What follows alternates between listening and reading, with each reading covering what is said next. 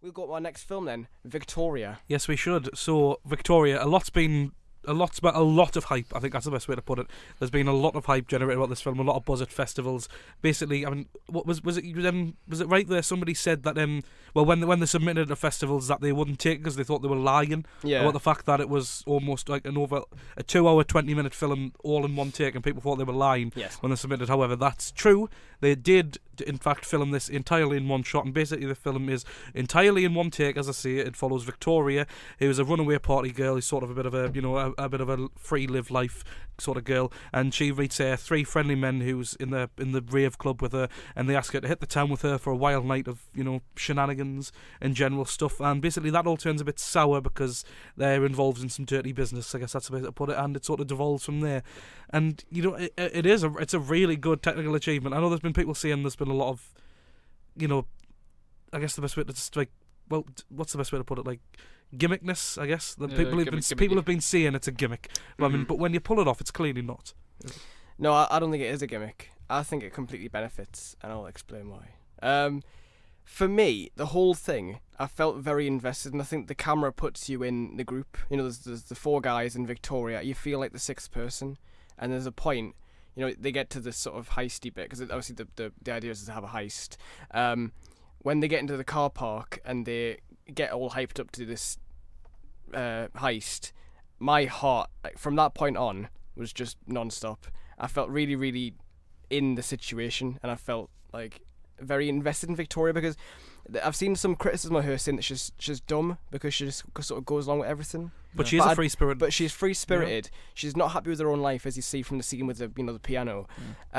She's just what anybody would do in that situation, or certainly what she would do in that situation, even if you wouldn't do it yourself. I think that's something that the film raises, that she's her own person. She's not supposed to be like us, and because she acts differently to us, it doesn't mean that she's stupid. I think it's a good decision, and I think she's not a dumb person. She's very free spirited, and I really like that about her. I felt very behind her, and then when things start to go badly, and she starts to kind of do this. She starts to do the bad things as well. You still feel with her, because you just sort of feel sorry for her in that kind of sense that she doesn't know what's going on. She's in a foreign country. She's a Spanish person in Germany. Of course, she wouldn't know what's going on, and I think that's the film's real strength for me. The fact that it's one take really didn't bother me that much. Every so often, I'd kind of come out of the film and back into the room, and I'd be like, oh yeah, they haven't cut in like over 2 hours now. But for most of the time, I was kind of just like, this is a really good story. A lot of people have criticised the story for being like not as good as the technical achievement, but I disagree. I think the way it's executed, it doesn't compromise. As some people have said that it compromises because it's one take. That it means. So you feel like the technical achievement doesn't take away from the story itself? I feel like the technical achievement is incredible, and I feel like the story matches it. I don't feel like there's an imbalance there, as some people have suggested. If you get what I mean. I think it stands up. The director said there's a version that he cut where he put cuts in, and he said it's rubbish. So maybe he's not a big fan of the story without the technical side of it, but I think it's fine. But like I said, the technical stuff wasn't as much of an issue when it was only when I kind of drifted out of it that I was like, oh yeah, they haven't cut for a long time, and that's incredible. Like that I kept forgetting. Me and Joe on the way back were just saying about how much of a behemoth of a camera operator they must have had. Yeah. I mean, it's fitting that he gets first bill and then Sterling groveling. And no editor. No. Yeah. He's the cinematographer and the camera operator, and it goes to show this. I mean, what a guy he must be. Oh yeah. His arms must have been killing. Yeah, Joe.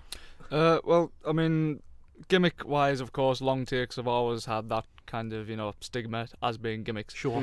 Yeah, and it always gets the the stigma of it's just purely, especially from the especially filmmakers, especially cinematographers as well, as the AV Club review saying it's just a what did they say in excess in. I can't remember. But yeah, they disliked it. But yeah, I think it's one of them films, to be honest, where I think the style definitely helps with helps the substance. I mean, of course, that you can't say the story is just like. I don't know. I mean, I think the story does work with the style, but personally, I think the long take works 100%. The story is made better by the style. There's no denying that. Yeah. I mean, the shots where they're just in the street, just bantering on and talking and everything. That really delves you into it, and obviously there's constant you moving character to character, and everything works really, really well. I don't know. I mean, long takes can at times they can seem gimmicky if they don't have, you know, the kind of essence or the reason for being there. But I think Victoria really gets you into the story more than anything else, especially during the heist sequence, of course, because it's just like a constant build up tension wise. So I think after the heist as well, when kind of it's all going down, I was very impressed. I was very impressed. Yeah, but I mean, at 2 hours and 20, that's just.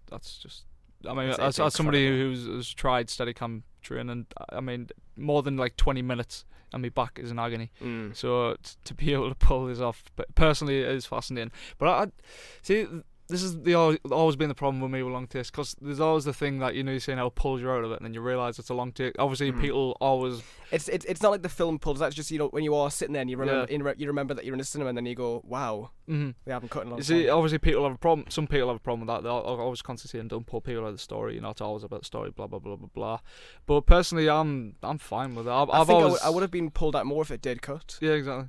I mean, I did feel like part of that group, and if you are a real person, life doesn't cut, does it? No, life no cuts. Life has no cuts. I've always had a fascination with films when they do long takes, and I do realise it is a long take. And it's weird. It doesn't pull us out of it, and it's not overtly distracting. It's just like a little and then I'm back in it. It's weird. It's like it's simultaneously. Kind of being in it and not, it's a strange feeling. The film never actually pulled me out. It was just, you know, every so often you do kind of in your own head. Having no cuts, it allows more intensity.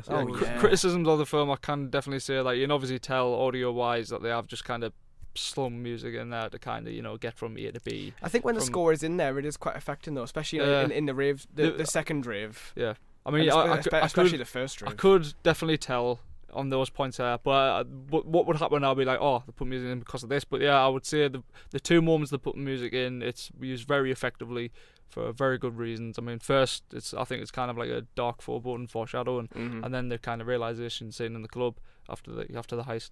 But yeah, Victoria, I think it's a very interesting achievement. It's definitely made us think in terms of filmmaking a lot. And I mean, the AV Club review, I think an exercise in. I think people will have their own ideas about it, and I think that is fine. People will like it, people won't. It's different tastes, but I think we can both agree that it was. I think the AV Club review basically boiled down to saying it was just a show off, and they didn't have the story to carry. Oh yeah, wasn't it like an exercise of logistics or something like that? Yeah, just like I didn't see that. It's a very impressive showcase of what you can do with digital technology. Yeah, I mean, it was filmed with a C300. Yeah. But I think beyond that, it is a good film, and I think it is one of my favourites of the year. And I'd happily go watch it again. It's just like afterwards, I felt like I had like look over my shoulder. I was walking back from the bus, and like cars were going past, and I still felt like I was Victoria, like having to sort of, I felt like I was on drugs. It was scary. I felt like Victoria was really scary, and for a film to have that kind of effect means it's going to be up there for me. Really, really enjoyed it. I highly recommend everyone go check it out. It's on at the Tyneside Cinema. It's also out on VOD.